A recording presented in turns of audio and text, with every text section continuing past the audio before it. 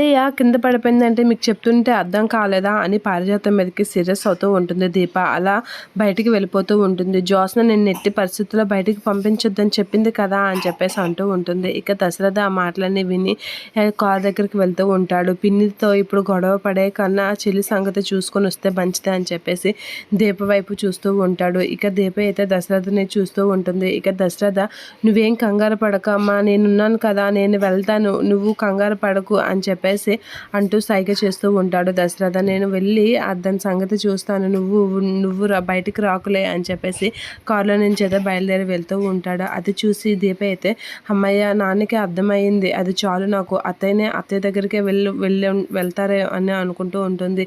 ఏంటే దశరథ వైపు చూస్తున్నావు, దశరథకి కంప్లైంట్ చేద్దామని దశరథ ఆఫీస్కి వెళ్తున్నాడు, వాడిని కూడా ఈ మాటలతో చెప్పేసి పరచాలని చూస్తున్నావా అని పారిజాతం అంటూ ఉంటుంది.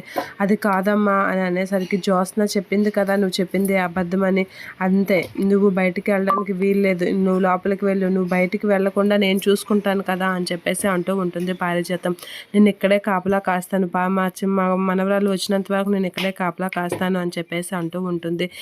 కార్తిక్ బాబు జ్యోత్స్న పక్కన ఉన్నారు కాబట్టి జ్యోత్స్నకి ఫోన్ చేస్తే కార్తిక్ బాబుకి అర్థమవుతుంది అని చెప్పేసి దీప అయితే అనుకుంటూ జ్యోత్స్నకి ఫోన్ చేస్తూ ఉంటుంది. ఇక పారిజాతం ఎవరికి ఫోన్ చేస్తున్నావు అనేది అంటూ ఉంటుంది. ఇక నువ్వు ముందు లోపలికి వెళ్ళు అని అనేసరికి నువ్వు లోపలికి వెళ్ళు, నేను బయట ఉండి ఇక్కడే కాపలా కాస్తాను, నీ పప్పులు ఏం ఉడకనివ్వను ఇక్కడ అనేది అంటూ ఉంటుంది పారిజాతం దీపతో.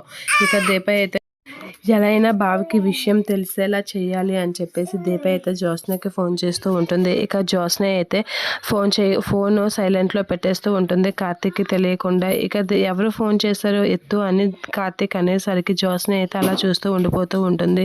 ఏంటి గౌతమ్ బ్రోనా అని అనేసరికి ఇక ఏం చెప్పకుండా చూస్తూ ఉంటుంది. ఏంటి జ్యోత్స్న ఫోన్ లిఫ్ట్ చేయడం లేదు, బావకి తెలిసిపోతుందనా, జ్యోత్స్న ఫోన్ సైలెంట్లో పెట్టేసింది, బావ చూస్తడానికి అలా ఫోన్ సైలెంట్లో పెట్టేసింది అని చెప్పేసి దీప అయితే అనుకుంటూ ఉంటుంది.